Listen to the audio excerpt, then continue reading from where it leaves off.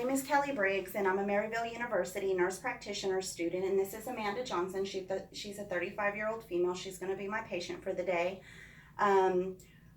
We've taken her vital signs, we've calculated her body mass index, she's emptied her bladder, and I've washed my hands, and now we're ready for her exam. The first thing that we're going to exam is her head and her face, noting that her color is normal for her skin tone. Her head is normal cephalic. There aren't any obvious lesions or nodules. Her face looks symmetrical. The next thing that we're going to do is we're going to test her cranial nerve 7, which is also the facial nerve. I'm going to need you to clench your teeth, squint your eyes as tight as you can, and then puff out your cheeks. All right, noting that her cranial nerve 7 is intact. The next thing that we're going to do is I want you to stick out your tongue, move it side to side, noting that cranial nerve number 12 is intact as well. The next thing that we're going to do is we're going to palpate her scalp, noting that there aren't any nits, scales, lesions, nodules. There isn't any tenderness noted, and the patient's head is normal and intact. The next thing that we're going to do is we're going to palpate her frontal sinuses, noting that there's no swelling or nodules or lesions present. Her maxillary sinuses, there's no swelling or tenderness. So is there any tenderness? No? Okay, great. We're also going to palpate her temporomandibular joint, noting that everything is intact. Can you open your jaw for me? Okay, great. There's no clicks present. The next thing that we're going to do is we're going to take a look at the patient's eyes, noting that her sclera is nice and white. Her eyes are nice and green. Her pupils are round and equal. We're going to go on ahead and look at the conjunctiva, noting that there's no foreign objects present. It's nice and pink. We're going to palpate her lacrimal apparatus, noting that there's no nodules or swelling present. There's no excessive tearing, which is also a normal and expected finding. The next thing that we want to do is we want to assess the patient's cranial nerve number 2 using the Rosenbaum pocket card for her near vision, using the Snellen chart for her distant vision. The next thing that we're going to do is we're going to assess the patient's pupillary response. If you could please stare at that on the wall. All right, and we're going to take note that both of her pupils are reactive to light. The next thing we're going to perform is the cover-uncover test. If you could please cover one eye, staring at that object, and then the other. All right, noting that there's no strabismus present, which is also a normal and expected finding. The next thing that we want to do is we want to inspect and identify if the patient has a positive red reflex, and we're going to use our ophthalmoscope. Okay, if you could stare at that on the wall. All right, we're going to note that there's a positive red reflex, and the other eye. And again, she has a positive red reflex. The next thing that we're going to do is we're going to test the patient's cranial nerve number 3, 4, and 6, which is the oculomotor, trochlear, and abducens nerve. What I need you to do is follow my pen light, and we're going to go in an H. Keep your head still, noting that there's no nystagmus present, which also means that those cranial nerves are intact. The next thing that we want to do is we want to take a look at the ears. We're going to draw an imaginary line from the outer canthus of the eyes, noting that they're equal bilaterally, which is a normal and expected finding. There's no obvious lesions, crusting, or nodules present. There's no bleeding on the ears. We're going to go on ahead and palpate, and I don't feel any lesions present or nodules. Was there any pain or tenderness on your ears? Okay, great. The next thing that we're going to do is we're going to perform the whisper test. If you could please occlude your right ear with your finger, and I'm going to whisper a series of 3 letters and numbers. H, 6, 9. Okay. And repeat them back to me. H, 6, 9. Okay, great. All right, and the next thing that we're going to do is we're going to perform the Weber test on her. What I'm going to do is strike this tuning fork. I'm going to place it on the top of your head. I want you to tell me if you can hear equally bilaterally. Can you hear? equally out of each ear? Yes. Okay. Another thing I'm going to test is the Rhine test. I'm going to strike the tuning fork. I'm going to place it behind your ear when you can no longer hear. I'm going to put it in front of your ear, and I want you to tell me when you can no longer hear. Wait, start over. It's not going very good. Okay. There we go.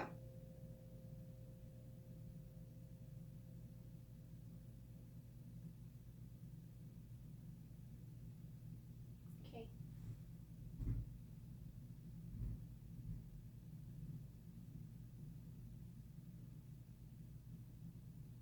Okay. All right. And the ratio was 2-to-1, which is a normal and expected finding. The next thing that we're going to do is we're going to examine the inner ear of the patient.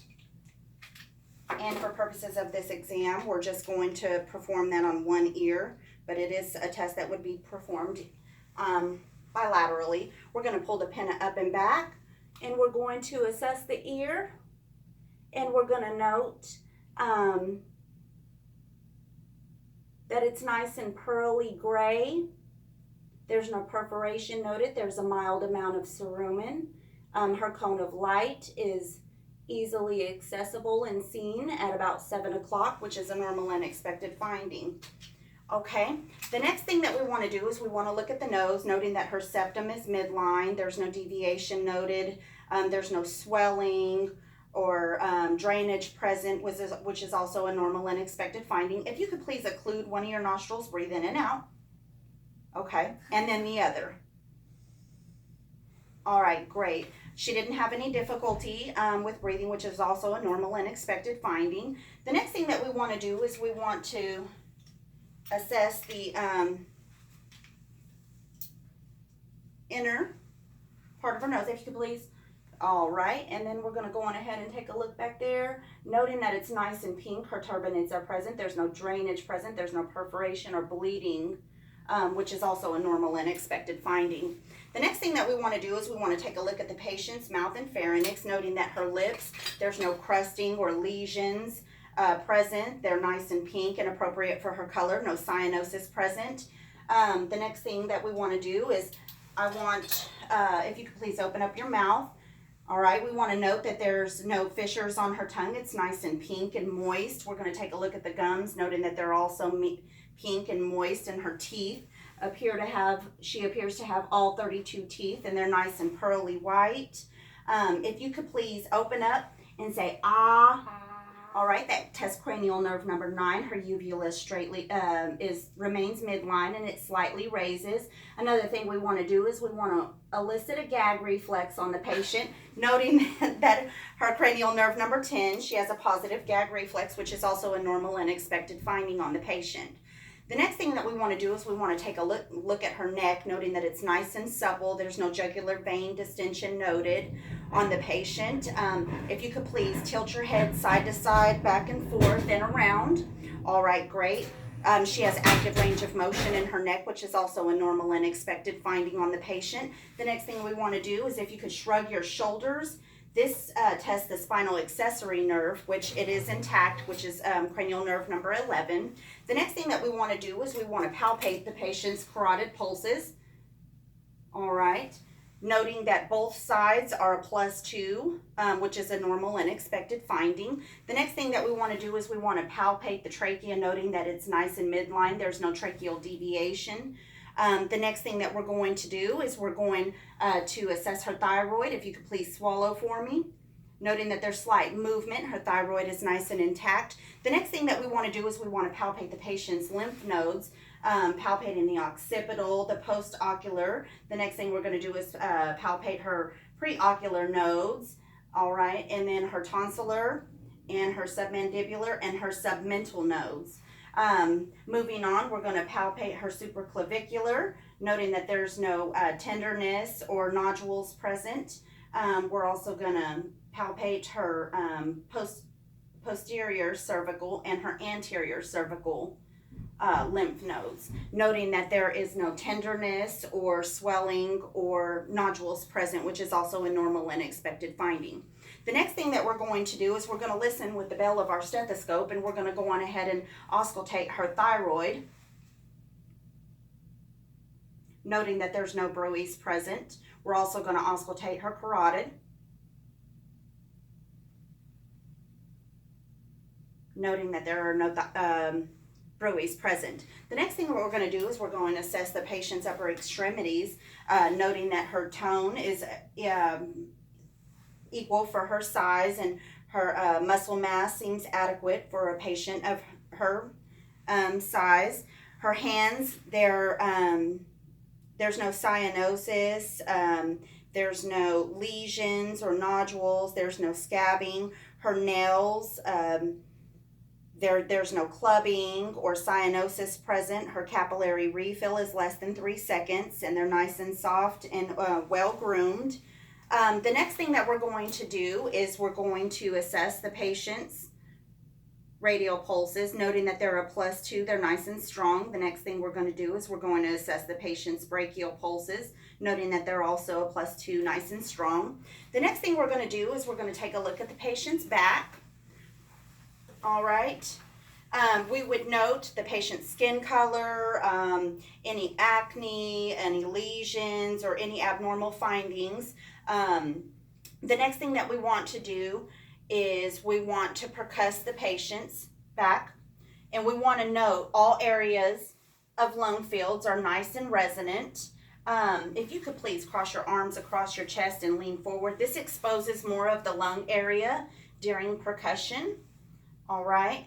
And the next thing that we want to do is we want to continue to percuss in the midclavicular line, noting area of resonant to dullness, and then we'll move up from areas of resonant to dullness. And then you grab a centimeter ruler, and you would check that, and her diaphragmatic excursion is about 4 centimeters, which is also a normal and expected finding. The next thing we're going to do is we're going to percuss her costovertebral angle. Is there any pain or tenderness noted when I perform this? No? Okay, great. Which is also a normal and expected finding. We're going to go on ahead, and if you could take a deep breath for me. All right, noting that both of my hands moved equal bilaterally, so her thoracic expansion is normal on both sides, which is also a normal and expected finding. The next thing that we want to do is we're going to auscultate the patient's back with the diaphragm of our stethoscope. Take a deep breath for me.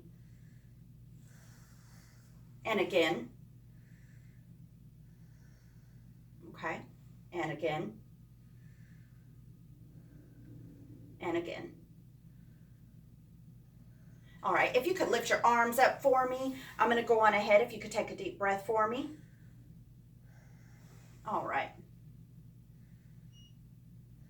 And we're going to take note that both her posterior and lateral vesicular breath sounds were nice and clear. If you could please turn and look at me from the front. And we're going to note that her breathing is about 14 breaths per minute. It's equal. There's no crackles, wheezes, rhonchi, or any adventitious breath sounds present. You would take a look at the patient, noting that there's no cyanosis, there's no jaundice, there's no superficial venous patterns present. The next thing that we would do on the patient is we would palpate, and what we're going to do is we're going to palpate to identify the point of maximal impulse at midclavicular line.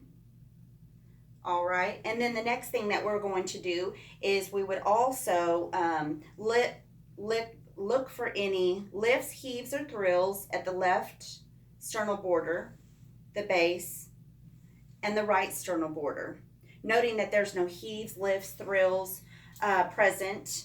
The next thing that we want to do is we want to assess the patient for tactile fremitus. All right, if you could please say 99. 99. All right, great. And we're going to note that both sides have equal vibration, which is also a normal and expected finding. The next thing that we're going to do is I'm going to lift you up just a little bit. If I could, we're going to palpate for nodes. We're also going to palpate her axillary nodes, noting is there any tenderness? No. There isn't any swelling or nodules present, which is also a normal and expected finding. The next thing that we would do is we would percuss the patient's anterior chest, noting all areas are resonant. All right. And then the next thing that we want to do is we want to listen to the patient's breath sounds. All right. Deep breath.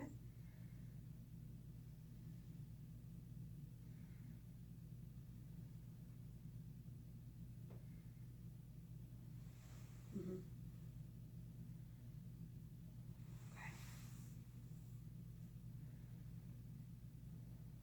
All right. And we're going to note that her breath sounds, the bronchial, vesicular, and the vesicular breath sounds are nice and clear. There's no crackles, wheezes, rhonchi present, which is a normal and expected finding. The next thing that we're going to do is we're going to listen to her heart, and we're going to listen to the aortic valve. Next, the pulmonic. The second pulmonic, which is also Erb's point. We're going to listen to the tricuspid. And then again the mitral.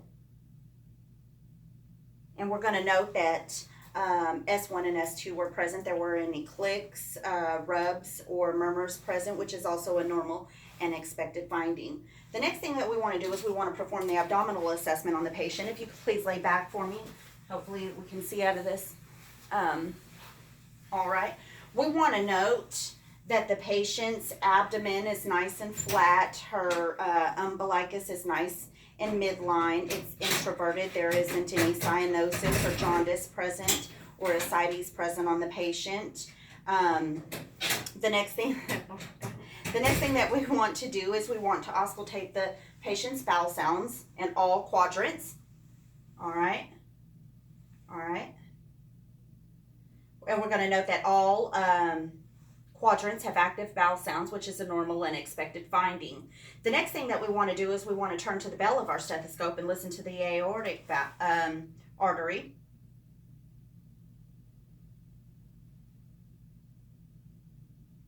All right, and the renal, the iliac, and then, sorry, I have to touch you here. We're going to listen to the femoral, noting that there's no bruits present in her abdominal arteries, which is also a normal and expected finding. The next thing that we want to do is we want to percuss the patient's abdomen, noting that all areas are tympani, which is also a normal and expected finding. The next thing that we want to do is we want to percuss, noting on the right side areas of resonant to dullness. That way we can mark the borders of the liver to estimate the size of the liver. The next thing that we want to do is we want to continue to percuss on the left side.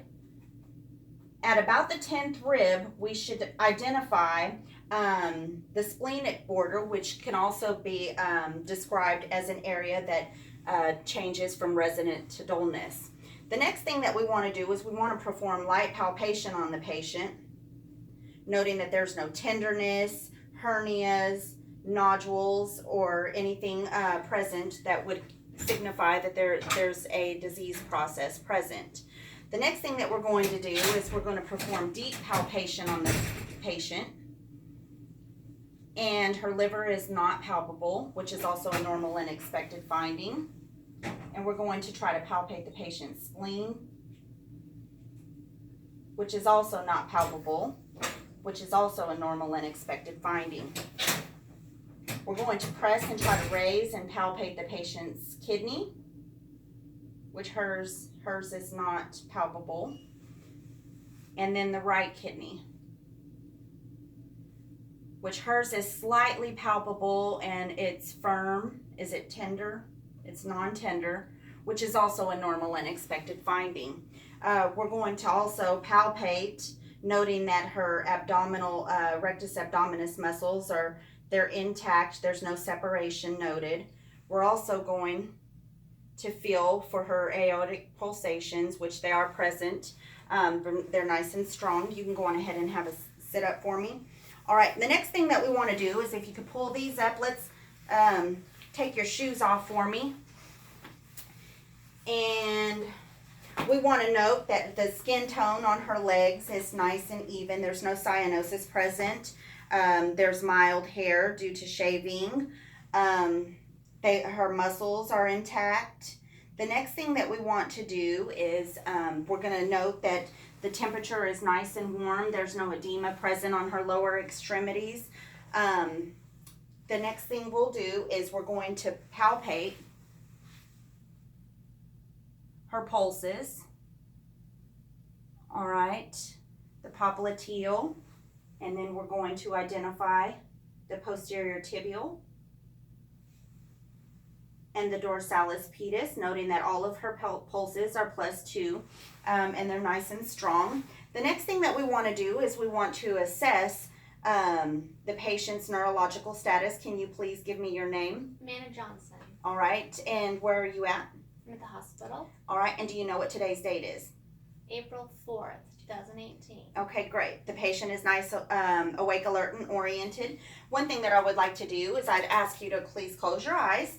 We're going to test the patient's sensation, which also helps to identify cranial nerve number 5. If you could identify where I'm touching you. My cheek, left cheek, chin, right cheek. All right, great. And the next thing that we're going to do is we're going to assess the patient's reflexes. The first one that we're going to test is we're going to test the patient's biceps. All right, if you could. All right, and we had a slight jump, which is our positive reflexes. Now I'm going to test your triceps. All right, the brachioradialis. All right, positive reflex. The next thing that we're going to do is we're going to check her patellar reflexes. And now the Achilles. All right, we got a positive reflex there. The next thing that we want to do is we want to assess the patient's cervical spine again. And if you could please extend your head, hyperextend, put your head towards your shoulders, and then say no. All right. All right, we know that her cervical spine is intact. The next thing that we want to do is we want to test the patient's lumbar spine. If you could stand up for me, and if you could twist, lean forward and backward. All right, great. You're able to do that with no problem. And if you could please come here and then bend over. All right, and we want to look at the back, noting that her the spinal curvature is nice and midline. There's no scoliosis or kyphosis present. Everything is intact. The next thing I want you to do is if you could have a seat, we're going to test the patient's muscle strength. If you could please do this for me. All right, push me away. All right, and then now go back and pull. All right, noting that her muscle strength is nice and equal bilaterally, and that is the end of my head to toe assessment. Thank you for watching.